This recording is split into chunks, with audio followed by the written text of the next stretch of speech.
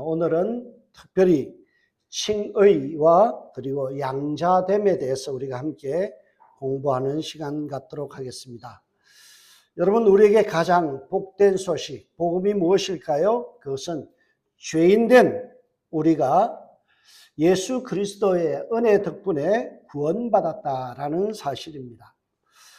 여러분, 우리 인생에서 가장 복된 소식은 바로 구원받았다라는 사실입니다. 구원을 설명하는 가장 적합한 단어로 제가 화광채색이라는 단어를 생각해 보았습니다. 화광채색이란 말은 화려한 빛과 빛깔이라는 뜻입니다.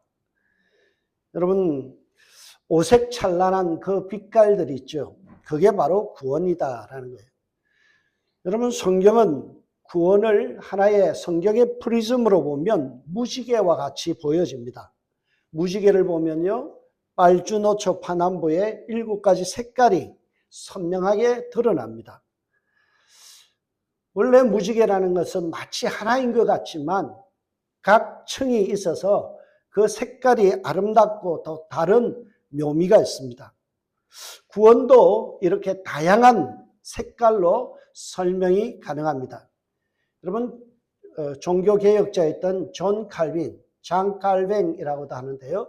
존 칼빈이 구원의 순서를 9가지의 색깔로 이렇게 설명했습니다. 이건 제가 만든 것이 아니라 종교개혁자였던 칼빈이 구원의 순서가 있다라는 거예요. 그래서 이게 Order of Salvation 해서 구원의 서정이라고도 이야기합니다. 여기에 보면 연속적으로 9단계를 쭉 이야기합니다. 태초전부터 우리를 예정하시고요. 그 예정한 사람을 콜링, 부르셨어요. 하나님의 자녀로 부르시고, 그리고 중생, 거듭나게 하시고, 마음의 회심의 사건을 일으키게 하시고, 그 가운데서 우리가 예수 그리스도의 공로를 믿게 하시고, 믿음, 신앙, 그리고 나서 오늘 다룰 칭의와 양자됨이 있고요. 그 다음에 성화, 그 다음에 우리가 죽는 날까지 우리를 실패하지 않도록 인도해 가시는 견인의 은혜, 그 다음에 영화론, 우리가 죽은 다음에 하나님 나라에 가서 만나고 변화되는 영화의 단계, 이 전체의 9단계가 뭐라고요? 구원이라는 한 말로 설명한다라는 거예요. 우리는 지금까지요, 하나님의 예정하신, 그리고 소명, 부르심과 중생과 회심과 믿음에 대해서 차례대로 살펴보았습니다. 이제 복음의 색깔 중에서 칭의라는 것과 양자라는 이 2가지를 살펴보고자 합니다. 칭의의 복음, 양자됨의 복음입니다. 여러분, 먼저 칭의의 복음에 대해서 한번 살펴보고자 합니다. 여러분, 먼저 복음이라고 했을 때 복음에 대한 정의를 분명히 하고 우리가 본문을 좀 살펴봐야 되는데요. 복음, 유안겔리온이라는 단어는 기쁜 소식이라는 거예요. 굿뉴스라는 거예요. 무엇이 굿뉴스냐? 김영익 목사님은 율법과 복음이라는 책에서 이렇게 이야기합니다. 복음은 하나님이 그리스도 예수 안에서 죄악된 세상과 인간을 위해서 행하신 일, 이게 복음이라는 거예요. 하나님이 세상을 이처럼 사랑하사 독생자를 주신 이 사건이 복음이다라는 거예요. 그러면 예수님께서 죄인을 위하여 우리에게 행하신 구체적인 일이 뭐냐라고 하면요, 이게 바로 칭의라는 거예요. 칭의의 선물을 우리에게 주셨다라는 겁니다. 칭의라는 거예요. 의롭지 않은 사람을 의롭다고 인정해 주시는 은혜, 이게 바로 칭의의 내용입니다. 존 오웬이라는 목사님이 계세요. 청교도 목사님이고 1700년대에 17세기에 그 아주 유명했던 목사님인데, 그분이 칭의론이라는 책에서 이렇게 이야기합니다. 인간의 어떤 행위나 내면의 거룩함도 하나님 앞에 설 자격을 주지 못한다. 왜냐하면 인간은 죄인이기 때문이다. 그러나 죄인인 인간이 하나님 앞에 당당히 설 수 있는 유일한 비결은 칭의의 은혜뿐이다. 여러분, 우리는 죄인이기 때문에 거룩하신 하나님 앞에 설 수가 없어요. 그런데 우리가 하나님의 자녀로 나아갈 수 있고 하나님의 그 거룩하신 하나님 나라에 천국에 들어갈 수 있는 유일한 비결이 뭐냐고요? 칭의를 우리에게 주셨다라는 거예요. 바로 칭의가 우리에게 굿뉴스, 복음이라는 겁니다. 이 사실을 깨닫기 위해서는 먼저 내가 얼마나 큰 죄인임을 깨달아야만 이 칭의가 은혜고 이게 복음인 줄 알 수 있다는 거예요. 여러분, 죄송하지만 여러분은 죄인입니다. 이렇게 말씀하면 반발하실 분들이 있어요. 아, 세상 사람들 다 죄를 짓고 있는데 뭐 내가 특별하게 죄인이란 말인가? 아니면 나는 나름 사람들에게 해를 끼치지 않았다. 나는 나름대로 양심껏 살았다. 그런데 나에게 왜 죄인이라고 그렇게 억울하게 누명을 씌우느냐? 그렇게 우리는 반문할 수 있어요. 기분 나쁩니다. 왜 나보고 죄인이라 그럽니까? 도대체 죄인이라는 그 근거가 무엇입니까? 라고 우리에게 따질 수 있습니다. 그런데 이것은요, 죄에 대한 개념을 잘못 잡고 있기 때문에 그래요. 죄가 무엇인지 모르기 때문에 그래요. 그리고 죄의 깊이가, 그리고 심각성이 얼마나 심각하고 얼마나 깊은지를 이해하지 못하기 때문에 내가 죄인이라는 사실을 인정하기 싫은 거예요. 여러분, 사람들이 그러죠. 10계명이 있는데 11번째 계명이 있다. 11번째 계명이 뭔지 아세요? 들키지 말라. 여러분, 세상 사람들은 안 들키면요, 그 사람 죄인 취급 안 합니다. 살인을 해도, 강도짓을 해도 안 들키면요, 그 사람 보고 죄인이라는 소리 못 해요. 세상은 그런 기준으로 이야기를 합니다. 그러나 성경은 우리에게 당신은 죄인이다라고 이야기합니다. 팀 켈러 목사님이라는 이 뉴욕에서 아주 목회를 잘 하셨던 위대한 목사님이 있습니다. 그분이 썼던 책이 탕부 하나님이라는 책입니다. 탕자라는 말이 있잖아요. 네, 탕부 하나님. 그 책이 있습니다. 이 책에서 보면 복음의 양면성을 이야기합니다. 두 가지면. 복음은 우리가 생각하는 것보다 훨씬 더 큰 죄인이라는 사실을 깨닫게 하는 동시에 우리가 상상했던 것보다 더 큰 사랑을 받고 있다는 확신을 줍니다. 여러분, 복음은 우리를 두 스테이지 앞에 세웁니다. 하나는 당신은 죄인이라는 스테이지 앞에 세웁니다. 또 하나는 뭐라고요? 당신은 그럼에도 불구하고 하나님 앞에 큰 사랑을 받는 사람이라는 이 두 가지의 양면적인 부분을 복음이 우리에게 들춰낸다는 거예요.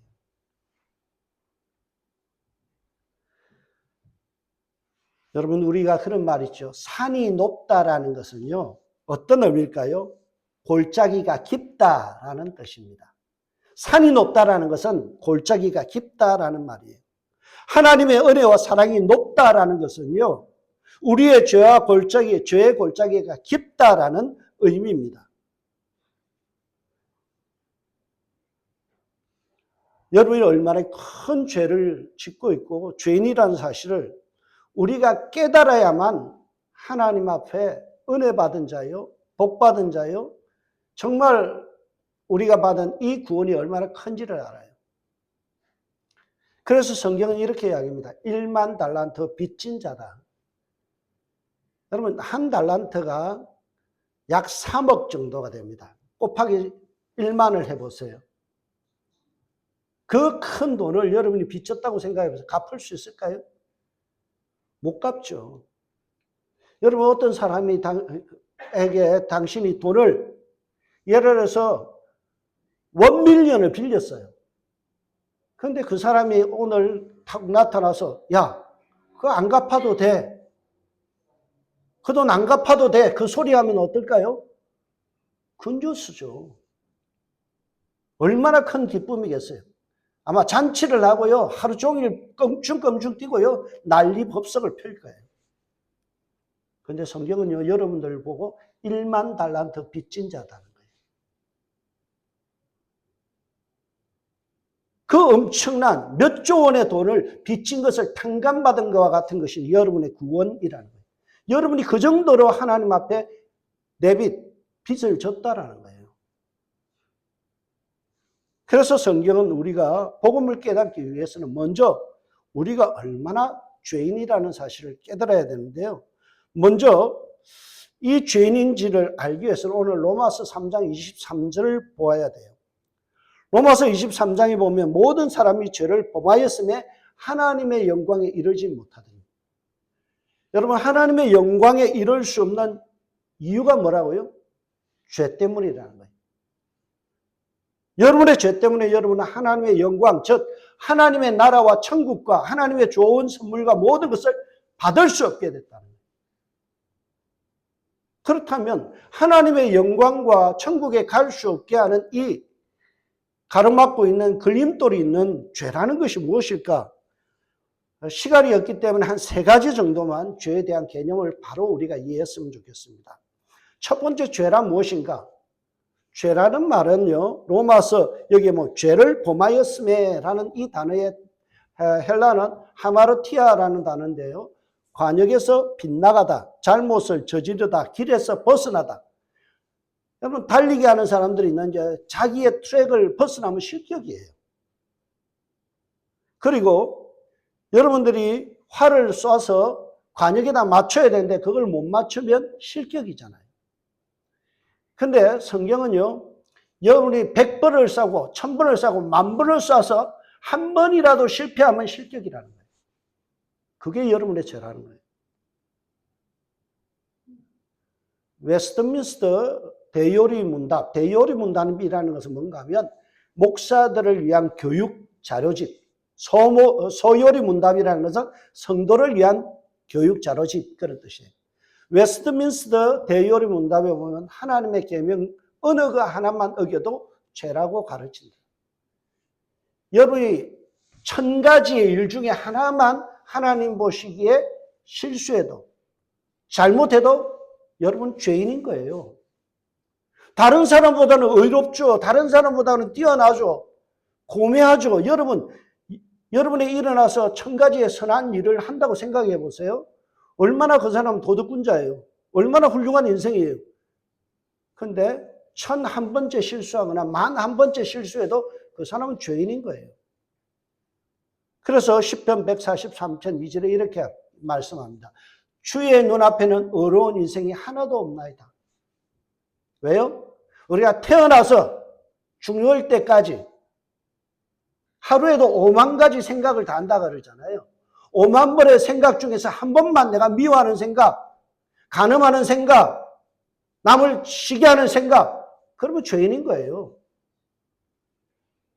그래서 주의 눈앞에는 어려운 자가 하나도 없는 거예요. 우리가 의인이 아니고 죄인이라는 사실이에요. 그래서 여러분은 성경은 여러분 보고 죄인이라고 이야기합니다. 두 번째 죄란 무엇인가 라고 했을 때 허물이 죄다. 허물.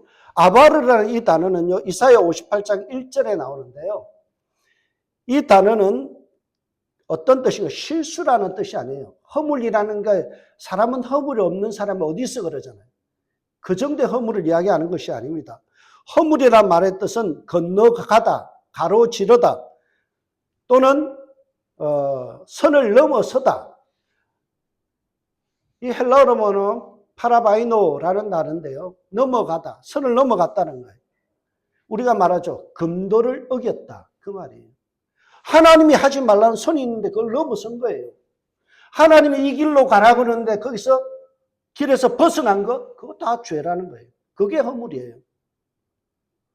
하나님의 인격과 권위를 무시하고 하나님의 말씀을 회피하는 것, 무시하는 것, 선을 넘어버리는 것, 이게 다 뭐라고요?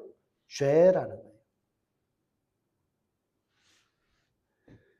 여러분, 아담과 하와의 죄가 뭔가요? 허물의 죄예요. 하나님 선악과 먹지 말라고 그랬잖아요. 그런데 따먹었어요. 하나님이 그어놓은 선을 넘어간 거예요. 그게 죄라는 거예요. 여러분, 우리는 수시로 하나님의 말씀을 어겨요. 마땅히 생각할 바 이상을 생각하지 말라고 그랬는데 주제 넘은 생각을 해요. 그게 다 허물이라는 거예요. 그걸 따지고 보면 여러분 이 자리에서 죄인 아닌 사람 누가 있습니까? 여러분 죄인이라는 사실을 알아야 돼요. 세 번째로 죄에 대한 설명을 드리면요. 반항, 불순종이죠. 사무엘상 15장 33절에 보면 거역하는 것은 점치는 죄와 같고 완고한 것은 사신 우상에게 절하는 죄와 같음이라. 여기서 죄와 같고 뭐가 죄와 같다고요? 거역하는 것, 완고한 것, 불순종과 그리고 반항하는 것, 이게 다 죄라는 거예요. 여러분 자라면서 부모에게 반항 안 해본 사람 있습니까? 내 부모를 공경하라고 그랬잖아요. 왜 반항하세요?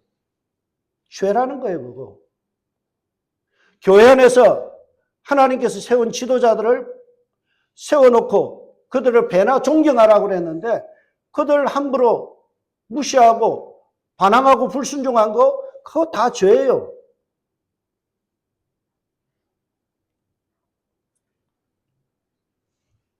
이 세 가지의 기준에서만 봐도 여러분 죄인이 아니라고 내가 말할 수 있는 사람 손 들어보세요. 지금까지 태어나서 한 번도 하루에 5만 가지 생각을 하는데 그 5만 가지 생각 중에 한 번이라도 남편을 미워하고 아내를 미워하고 거친 말을 하고 예? 내 속에서 부글부글 끓으면서 감정을 가지고 남에 대해서 사랑하지 못하는 그것이 하루에 한 번씩만 잡아도요. 365일이면 몇 번이에요? 365번. 70평생을 사면요. 몇 번이에요, 이게? 하루에 한 번만 삐끗해도요, 죄인인 거예요. 탈락인 거예요. 근데, 그러면, 뭐 이게, 다른 사람 다 그렇게 죄를 짓고 살고 죄인인데, so what? 그래서 어쩌라는 말이에요. 죄 안 지은 사람 없는데, 이 죄의 문제를 따지면 어떡하자는 겁니까? 라고 우리는 반문할 수 있죠. 그런데 이 죄의 문제가 우리 인생을 파멸로 끌고 간다는 사실을 알아야 돼요. 죄의 싹은 뭐라고요? 사망이다 그래요. 사망이라는 것은 지옥에 떨어진다, 영적으로 죽음이다. 하나님의 영광과 단절된다는 거예요. 하나님으로부터 오는 좋은 것, 위로부터 내리는 신령한 은혜들을 하나도 내가 받지 못하고 살아가는 거예요. 하나님이 주실 이 거룩한 천국의 기쁨을 누리지 못하는 거예요. 영적으로 죽은 상태에서 지옥에 떨어져서 평생 영원히 지옥에서 불붙는 곳에서 고통당하는 거예요. 여러분 하나님의 영광에 이룰 수 없지 않은 것이 바로 죄입니다. 그래서 나홈서 1장 2절에 보면 여호와는 보복하시며 진노하시되 자기를 거스리는 자에게 여호와께서 보복하시며 자기를 대적하는 자에게 진노를 품으신다. 하나님은요, 여러분이 죄 지을 때마다 분노하세요. 하나님은 여러분이 마음속에 누군가를 미워하고 사랑하지 못하고 용납하지 못하고 그 순간에 뭐라고요? 보복하시기를 원해요. 그리고 진노하신다는 거예요. 여러분 이게 얼마나 큰 공포인 줄 아세요? 저는요 어렸을 때 저희 아버지가 굉장히 무서운 분이었어요. 1924년생이니까 일제시대 때 거친 분이잖아요. 6.25를 거친 분이에요. 굉장히 아버님이 무서워요. 1m 80이 넘는 거기에다 저는 조금 하는데요. 하나만 어겨도요 혼이 나요. 눈물이 축축 흘러요. 예, 우리 형 같은 경우는요 지게 짝대기로 맞으면요 하루 종일 맞아야 돼요. 아버지 눈에 거슬리면요 죽는 거예요. 하지 말라 그랬는데 했다가는 난리가 나는 거예요. 저는 어렸을 때요 이웃집에서 사과가 들어오거나 떡이 들어와도요 아버님이 출장 갔다가 2, 3일 지나고 올 때까지 그 손을 못 댔어요. 아버지가 먹어라 그래야 우리끼리 나눠 먹을 수 있어요. 하물며 공의로우시고 정의로우신 하나님이 불의한 우리를 벌하는 것은 마땅한 거예요. 여러분은 모든 진노와 모든 그리고 보복을 당해 마땅한 자들이에요. 그런데 이 모든 진노와 보복에서 벗어나게 하는 유일한 원동력이 있습니다. 그게 뭐라고요? 칭의라는 거예요. 하나님의 영광과 구원에 초대해 주는 초청장이 뭐라고요? 칭의의 복음. 나를 의롭게 해주시는 거예요. 의롭지 않은 사람인데, 죄인인데 여전히 내 속에 시커멓고 추악한 죄가 있음에도 불구하고 너는 의롭다고 인정해 줄게. 이것을 비유적으로 잘 설명해 줄 수 있는 책이 마크 트웨인이 왕자와 거지라는 책입니다. 1881년에 써진 이 책은요, 어떤 책인가 하면 빈민가의 출신이었던 톰 캔디라는 아이가 에드워드 6세 왕자가 옷을 바꿔 입어요. 그 순간부터 사람들이 이 톰 캔디를 왕자로 모시는 거예요. 세상 사람들이 다 왕자로 떠받드는 거예요. 옷을 잠시 바꿔 입었을 뿐인데, 누더기 옷을 벗고 왕자의 옷을 입었을 뿐인데 그의 신분이 바뀌어져 버린 거예요. 대우가 달라진 거예요. 이게 칭의라는 거예요. 예수님과 우리가 옷을 바꿔 입은 거예요. 거룩하신 예수님의 옷을, 의의 옷을 내가 입고 나의 누더기 같은 죄의 옷을 벗어버린 사건이 칭의라는 거예요. 그 순간 예수 그리스도의 옷이 내게 걸쳐지는 순간 그리스도의 의로움이 임푸테이션, 내게 다 들어오는 거예요. 내게 들어오는 거죠. 마틴 로이드 존스 목사님이 이 사실을 잘 설명했어요. 칭의는 그리스도인이 입는 완벽한 예복과 같다. 이 옷은 결코 낡아지지 않으며 하나님 앞에 설 때 우리를 부끄럽지 않게 합니다. 여러분, 우리는 누더기 같은 의라고 이야기하죠. 성경은 우리의 의는 누더기 같다, 걸레 같다는 거예요. 우리 인생 멋있게 산다고 하고 나름 양복 입고요, 고매한 차 가고 폼 잡고 살지만 하나님 보시기엔 누더기 같다는 거예요. 걸레 같은 인생이라는 거예요. 근데 그 걸레를 다 벗게 하고 그리고 의로운 예복을, 턱시도를 다 입혀놨다. 이게 칭의라는 거예요. 존 오웬 목사님이라는 아주 좋은 목사님이 칭의론이라는 책에서 칭의 사건을 이렇게 이야기합니다. 하나님이 우리를 어렵게 하실 때 그것은 우리 안에 의가 생겼기 때문이 아니라 그리스도가 이루신 완벽한 순종을 우리 계좌에 이체, 임퓨테이션, 전가해 주셨기 때문에 우리가 법정에서, 하나님의 스테이지, 법정의 스테이지에서 무죄라고 선언받은 것이다 라는 거예요. 원래 우리는 의롭지 않아요. 죄인이에요. 누더기 같은 의를 가지고 살아가는 그런 사람들이에요. 그런데 어느 날 하나님께서 그의 사랑하는 아들 독생자 예수를 이 세상에 보내서 십자가에 죽게 하심으로 그 모든 의, 그 의를 내 것 되게 하신 거예요. 그래서 마틴 로이드 존스 목사님이 참 이 비유가 저는 설교를 준비하면서 참 은혜가 되었어요. 그게 뭔가 하면 칭의가 뭐냐라고 설명하니까 눈 덮인 거름더미 같다. 눈 덮인 거름더미.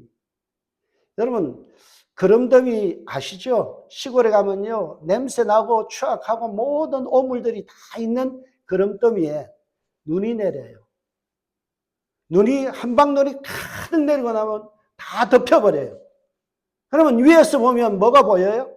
눈밖에 안 보인다. 우리는 여전히 죄인이에요. 하나님이 우리를 직접 보시면 우리는 죄가 다 보여요.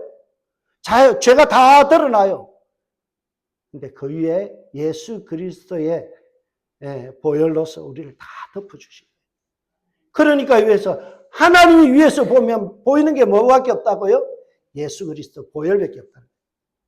그래서 눈 덮인 거름더미와 같이 우리의 죄는 다 가려지고 예수의 공로만, 십자가의 공로만, 그리고 공생애를 통해서, 전 생애를 통해서 하나님 앞에 순종하신 그 능동적인 순종의 열매들만 하나님이 보신다는 거예요.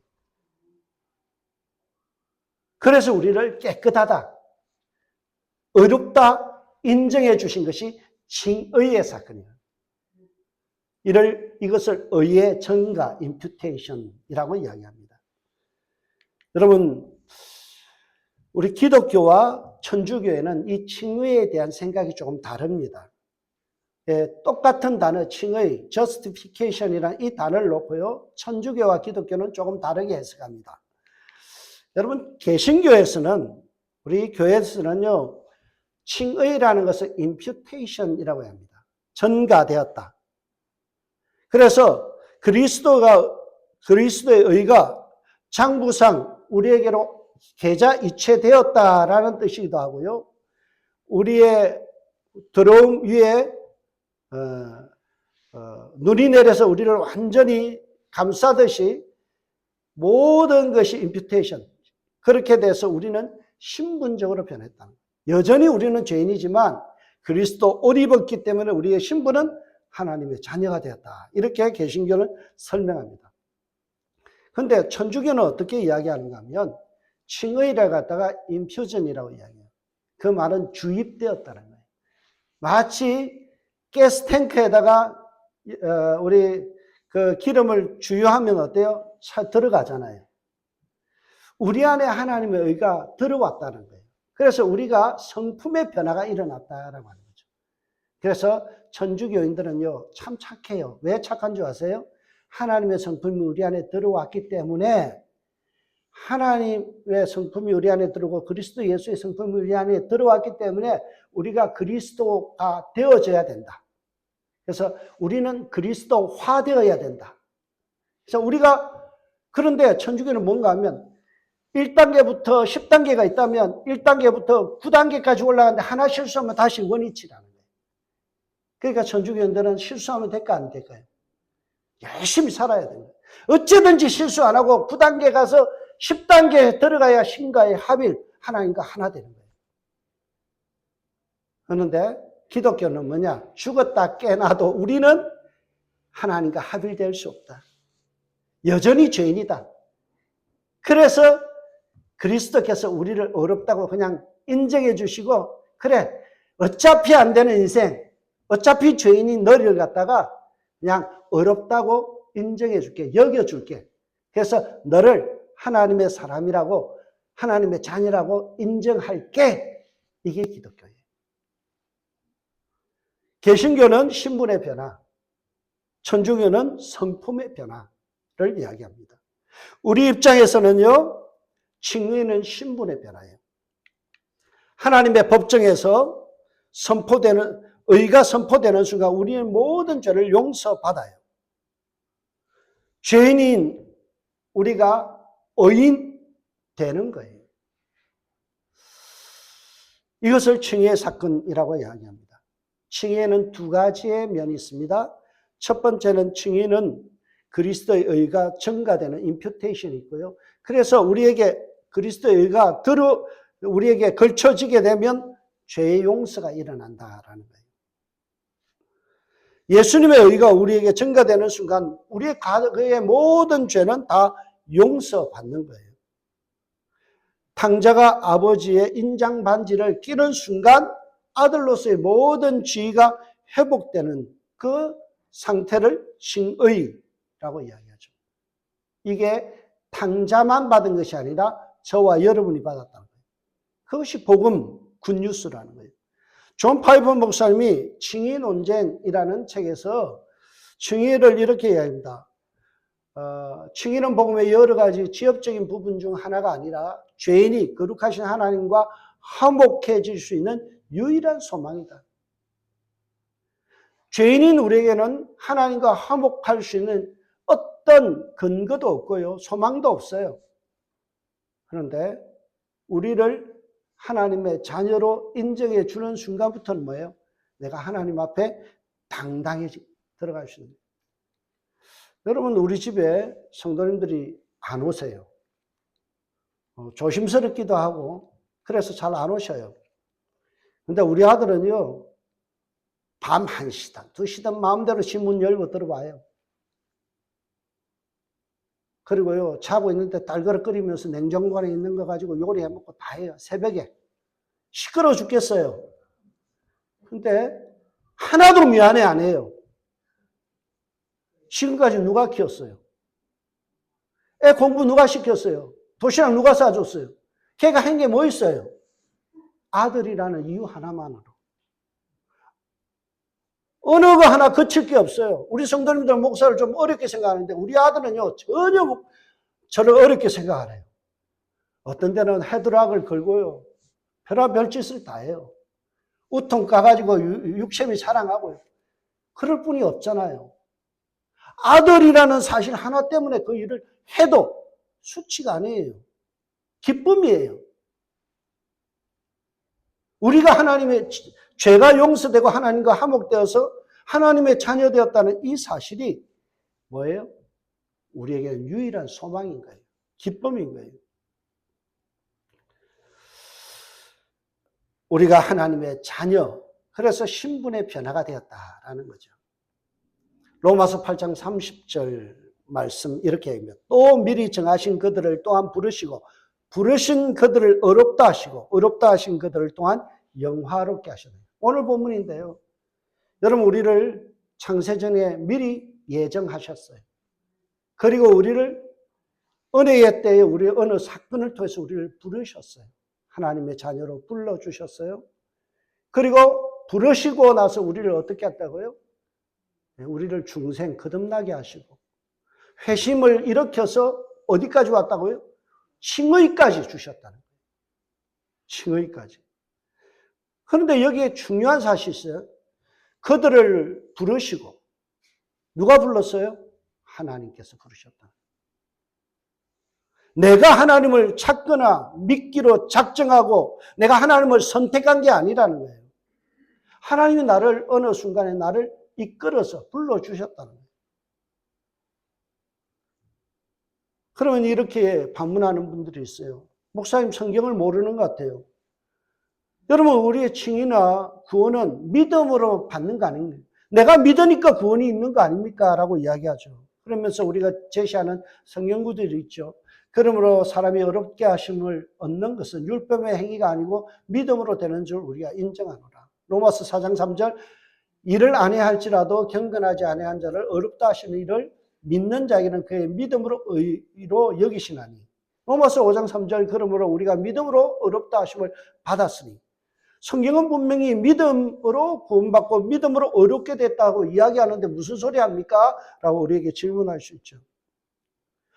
분명 칭의라는 justification이라는 것은 하나님께서 믿는 자를 의롭게 하시는 사건이에요.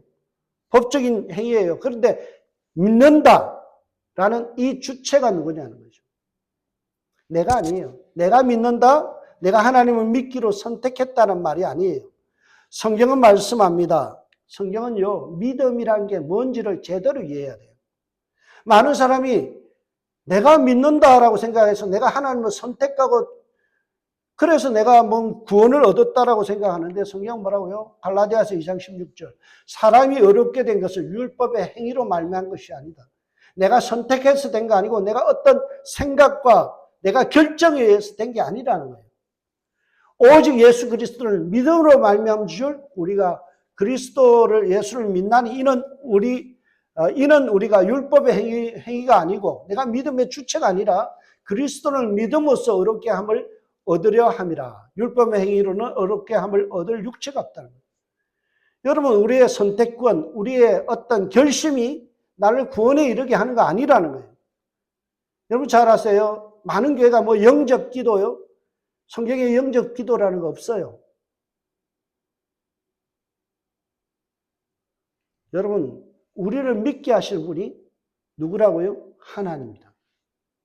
그러면 칭의를 가져다 주는 이 믿음, faith, 믿음이라는 이 믿음의 정체가 무엇일까요?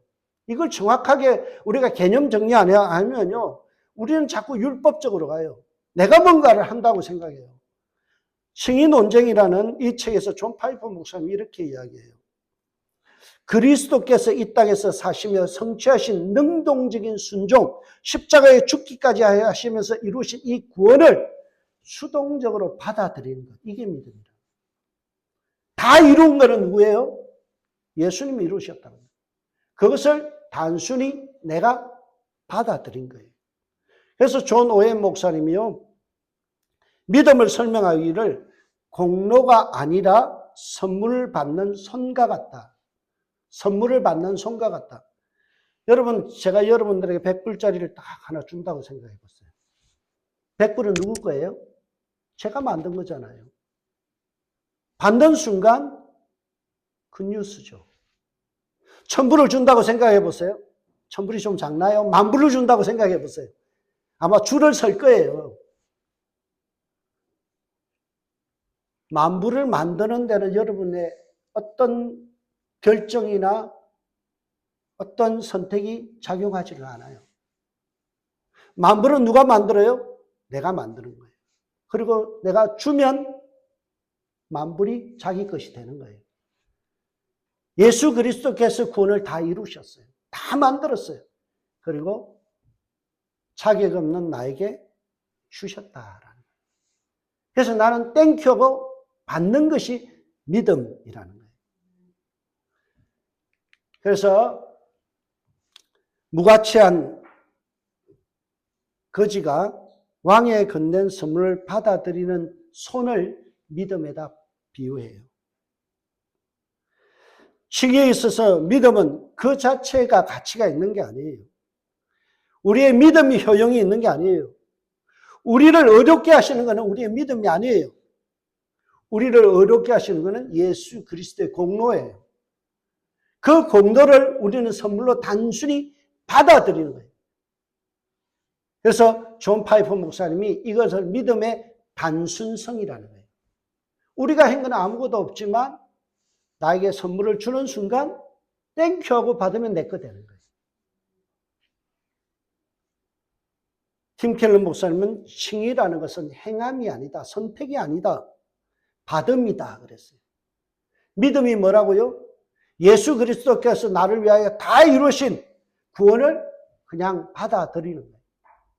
거지가 왕에게 선물을 받기 위해서 손을 내미는 것, 이게 믿음이라는 거죠. 왕이 다 만들었잖아요. 왕이 재산이잖아요. 그걸 거지에게 주는 거죠.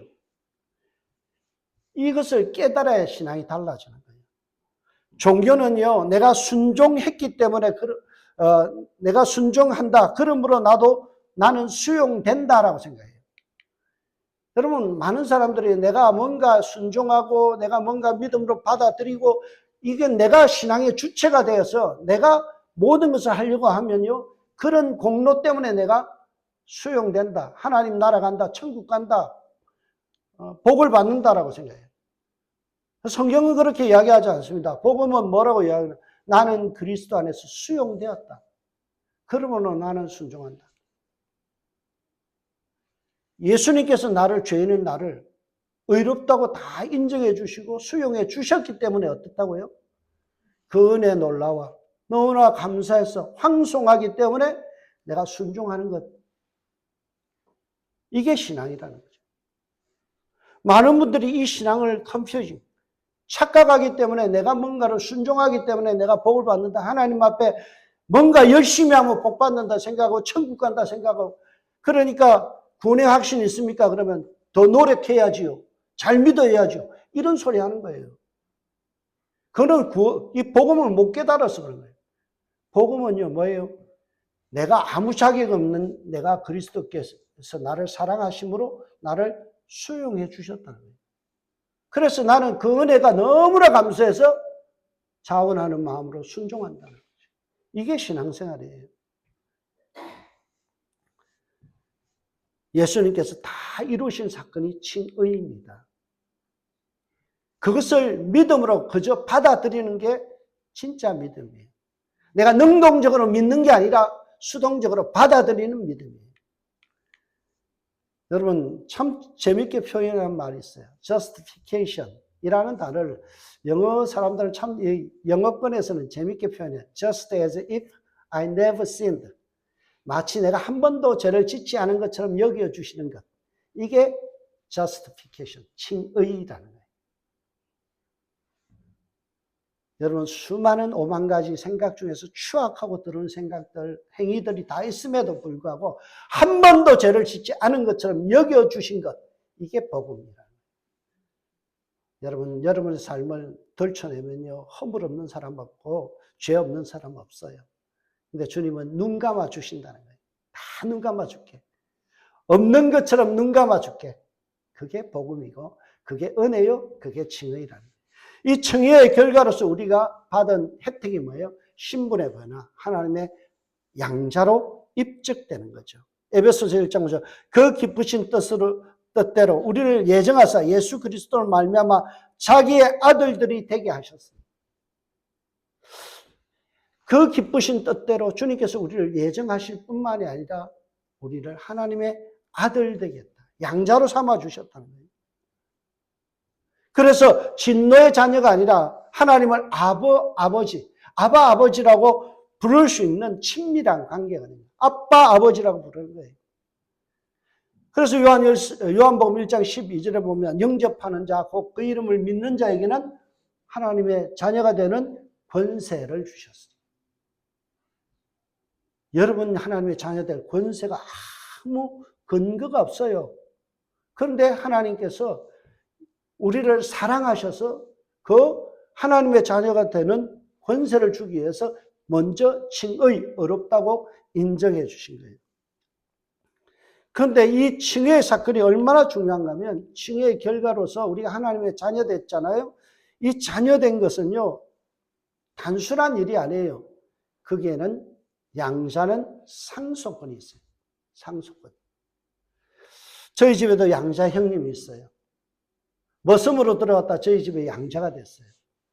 아버지가 그 형님을 결혼할 때 집도 사주고요, 땅도 사주고 해줬어요. 왜요? 양자니까.